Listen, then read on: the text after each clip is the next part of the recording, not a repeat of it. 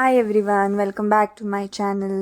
ಇವತ್ತು ಪೊಟ್ಯಾಟೊ ರೈಸನ್ನು ಮಾಡೋದು ಹೇಗೆ ಅಂತ ತೋರಿಸ್ಕೊಡ್ತೀನಿ. ತುಂಬಾ ಸಿಂಪಲ್ಲಾಗಿ ಮಾಡುವಂತಹ ಈ ರೆಸಿಪಿ, ಹಾಗೆ ಬೇಗನೆ ಆಗುವಂತಹ ರೆಸಿಪಿ ಅಂತಲೇ ಹೇಳ್ಬೋದು. ನಾನಿಲ್ಲಿ ಒಂದು ಪೊಟ್ಯಾಟೊಯನ್ನು ಕಟ್ ಮಾಡಿ ನೀರಲ್ಲಿ ಹಾಗೆ ಇಟ್ಕೊಂಡಿದ್ದೀನಿ. ಹಾಗೆ ಈರುಳ್ಳಿ ಕಟ್ ಮಾಡಿ ಇಟ್ಕೊಂಡಿದ್ದೀನಿ. ಹಾಗೆ 2-3 ಬೇಬಿ ಕಾರ್ನನ್ನು ಯೂಸ್ ಮಾಡ್ತಾ ಇದ್ದೇನೆ. ಹಾಗೆ ಇವಾಗ ಒಂದು ಪ್ಯಾನಿಗೆ ನಾನಿಲ್ಲಿ ಎಣ್ಣೆಯನ್ನು ಹಾಕ್ಕೊಳ್ತಾ ಇದ್ದೇನೆ. ಇಲ್ಲಿ ನಾನೊಂದು 3-4 ಚಮಚ ಎಣ್ಣೆಯನ್ನು ಹಾಕ್ಕೊಂಡಿದ್ದೀನಿ. ಇದಕ್ಕೆ ಸ್ವಲ್ಪ ಎಣ್ಣೆ ಜಾಸ್ತಿ ಬೇಕಾಗುತ್ತೆ. ಎಣ್ಣೆ ಎಲ್ಲ ಸ್ವಲ್ಪ ಬಿಸಿಯಾಗಿದೆ. ನಾನಿಲ್ಲಿ ಸಾಸಿವೆಯನ್ನು ಹಾಕ್ಕೊಳ್ತಾ ಇದ್ದೇನೆ. ಅದ್ರ ಜೊತೆಗೆ ಬೆಳ್ಳುಳ್ಳಿಯನ್ನು ಹಾಕ್ಕೊಂಡು ಕರಿಬೇವು ಸೊಪ್ಪು ಹಾಗೆ ಹಸಿಮೆಣ್ಸಿನ್ಕಾಯನ್ನು ಹಾಕ್ಕೊಳ್ತಾ ಇದ್ದೇನೆ. ನೀವಿಲ್ಲಿ ಹಸಿಮೆಣ್ಸಿನ್ಕಾಯಿನ ಖಾರ ಜಾಸ್ತಿ ಬೇಕು ಅಂದರೆ ಸ್ವಲ್ಪ ಜಾಸ್ತಿ ಹಸಿಮೆಣ್ಸಿನ್ಕಾಯನ್ನು ಹಾಕ್ಕೊಳ್ಳಿ. ಹಾಗೆ ನಾನಿಲ್ಲಿ ಕಟ್ ಮಾಡಿ ಇಟ್ಕೊಂಡಂತಹ ಈರುಳ್ಳಿಯನ್ನು ಇದಕ್ಕೆ ಹಾಕ್ಕೊಳ್ತಾ ಇದ್ದೇನೆ. ಈರುಳ್ಳಿ ಚೆನ್ನಾಗಿ ಫ್ರೈ ಆಗಲಿ. ಸ್ವಲ್ಪ ಫ್ರೈ ಆಗ್ತಿದ್ದ ಹಾಗೆ ನಾನು ಇದಕ್ಕೆ ಕಟ್ ಮಾಡಿ ಇಟ್ಕೊಂಡಂತಹ ಬೇಬಿ ಕಾರ್ನನ್ನು ಹಾಕ್ಕೊಳ್ತಾ ಇದ್ದೇನೆ.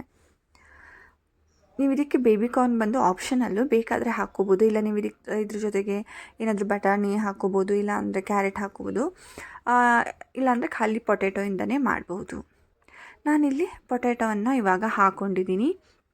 ಈ ಆಲೂಗಡ್ಡೆ ಎಲ್ಲ ಚೆನ್ನಾಗಿ ಫ್ರೈ ಆಗಬೇಕು. ಎಣ್ಣೆಯಲ್ಲೇ ಚೆನ್ನಾಗಿ ಇದು ಸ್ವಲ್ಪ ಬ್ರೌನ್ ಕಲರಿಗೆ ಬರುತ್ತೆ, ಅಲ್ಲಿ ತನಕನೂ ಇದು ಎಣ್ಣೆಯಲ್ಲೇ ಫ್ರೈ ಆಗಬೇಕು. ಇಲ್ಲಿ ನೋಡ್ಬೋದು ಎಷ್ಟು ಚೆನ್ನಾಗಿ ಫ್ರೈ ಆಗಿದೆ. ಹಾಗೆ ಪೊಟ್ಯಾಟೊ ಏನು ಆಲೂಗಡ್ಡೆ ಇದೆ ಅದು ಸಹ ಚೆನ್ನಾಗಿ ಬೆಂದಿದೆ, ಸಾಫ್ಟ್ ಆಗಿದೆ. ಬೇಬಿ ಕಾರ್ನ್ ಸಹ ಚೆನ್ನಾಗಿ ಬೆಂದಿದೆ. ಆಗ ಇದಕ್ಕೆ ಮಸಾಲೆಗಳನ್ನು ಸ್ವಲ್ಪ ಆ್ಯಡ್ ಮಾಡೋಣ. ನಾನು ಇದಕ್ಕೆ ಸ್ವಲ್ಪ ಜೀರಿಗೆ ಪುಡಿ, ಕೊತ್ತಂಬರಿ ಪೌಡರನ್ನು ಹಾಕ್ಕೊಂಡಿದ್ದೀನಿ. ಜೊತೆಗೆ ಸ್ವಲ್ಪ ಗರಂ ಮಸಾಲವನ್ನು ಹಾಕ್ಕೊಂಡಿದ್ದೀನಿ. ನೀವು ಗರಂ ಮಸಾಲ ಇಲ್ಲ ಅಂದರೆ ಸ್ವಲ್ಪ ಸಾಂಬಾರು ಪೌಡರನ್ನು ಹಾಕ್ಕೋಬೋದು, ಇಲ್ಲಾಂದರೆ ಪಲಾವ್ ಮಸಾಲವನ್ನು ಹಾಕ್ಬೋದು, ಇಲ್ಲ ಬಿರಿಯಾನಿ ಮಸಾಲವನ್ನು ಸಹ ಇದಕ್ಕೆ ಹಾಕ್ಕೋಬೋದು. ಹಾಗೆ ನೀವು ಇದಕ್ಕೆ ಈ ಟೈಮಲ್ಲಿ ಸ್ವಲ್ಪ ಇನ್ನು ಮೆಣಸಿನ ಪುಡಿಯನ್ನು ಸಹ ಇದಕ್ಕೆ ಹಾಕೋಬಹುದು.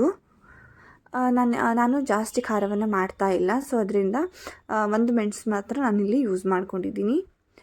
ಇದೆಲ್ಲ ಮಸಾಲೆ ಎಲ್ಲ ಸ್ವಲ್ಪ ಚೆನ್ನಾಗಿ ಬೇಯಬೇಕು. ಅಲ್ಲಿ ತನಕ ಲೋ ಫ್ಲೇಮಲ್ಲಿ ಇಟ್ಬಿಟ್ಟು ಇದನ್ನು ಬೇಯಿಸ್ಕೊಳ್ಳಿ.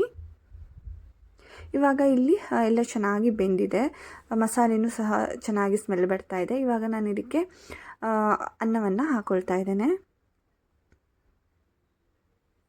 ಅನ್ನಕ್ಕೆ ಬೇಕಾದಷ್ಟು ಉಪ್ಪನ್ನು ನಾನು ಇದಕ್ಕೆ ಇವಾಗ ಹಾಕ್ಕೊಳ್ತಾ ಇದ್ದೀನಿ. ಉಪ್ಪನ್ನು ಹಾಕಿಬಿಟ್ಟು ಇದನ್ನು ಚೆನ್ನಾಗಿ ಮಿಕ್ಸ್ ಮಾಡಬೇಕು.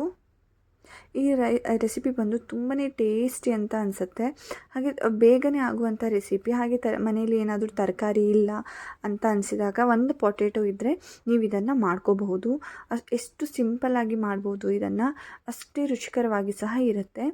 ಇದಕ್ಕೆ ನೀವು ಬೇಕಾದರೆ ಮೊಸರು ಬಜ್ಜಿಯನ್ನು ಮಾಡ್ಕೋಬೋದು, ಇಲ್ಲಾದರೆ ಇದನ್ನು ಹಾಗೆ ಸಹ ನೀವು ತಿನ್ಬೋದು. ಅಷ್ಟು ತುಂಬ ಟೇಸ್ಟಿ ಅಂತ ಅನಿಸುತ್ತೆ.